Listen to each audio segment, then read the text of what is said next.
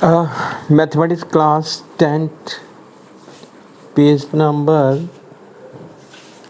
211 example number 11। Example क्या है? Probability का क्वेश्चन है। A missing helicopter is reported to have crashed somewhere in a rectangular region as shown in the figure 14.2. See the figure 14.2.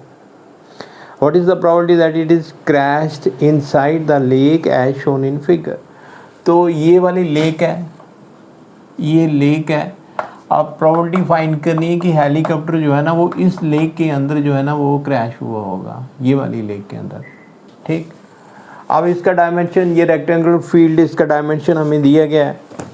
ये from here to here it is 9 kilometre. ये distance हमारे पास 9 kilometre है। ये 4.5 kilometre है।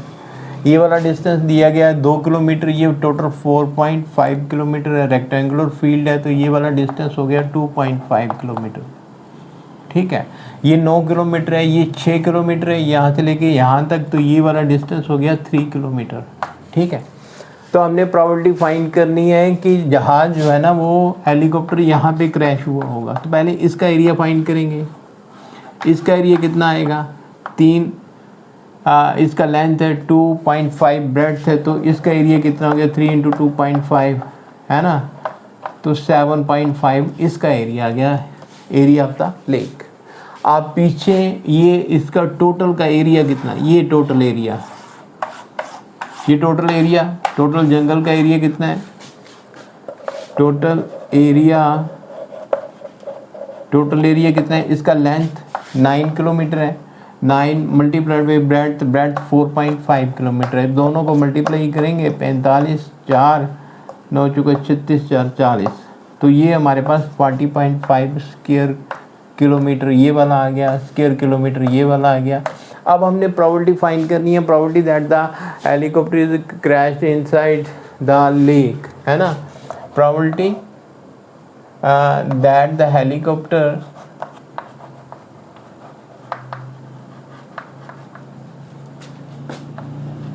is crashed inside the lake। तो lake के अंदर क्रैश होने की क्या प्रोबेबिलिटी है? Number of favourable outcomes, mean वो एरिया जो फेवर कर रहा है, वो एरिया फेवर कर रहा है कितना? 7.5 किलोमीटर है। तो 7.5 मल्टीप्लाइड बाई 40.5, 40.5। अब इसे सिंप्लीफाई करेंगे, 0.5 कैंसिल, 40, 5। ठीक है, तो ये 5, 15 × 75, 5 × 8 40, 5 × 5, फिर 3 से जाएगा, 3 × 15। ठीक, तो 3 2 6, 3 7 81, 27, तो ये इट इज़ 5.27। ये इसकी प्रोबेबिलिटी आ गई, probability that the helicopter is crash inside the lake. Lake के अंदर क्रैश होने की प्रोबेबिलिटी है हमारे पास 5/27। हमने क्या किया कि लेक का एरिया फाइंड कर लिया। लेक का एरिया 3 किलोमीटर इसकी लेंथ है, 2.5 किलोमीटर इसकी ब्रेड्थ है, दोनों को मल्टीप्लाई किया, 3 multiplied by 2.5 is equal to 7.5 kilometre. ठीक है, फिर इसमें हमने टोटल फील्ड का एरिया निकाला। टोटल फील्ड का एरिया 9 किलोमीटर इसकी लेंथ है, 9 किलोमीटर लेंथ है, 4.5 ब्रेड्थ है, दोनों को मल्टीप्लाई किया, हमारे पास आ गया ये वाला एरिया टोटल फील्ड का।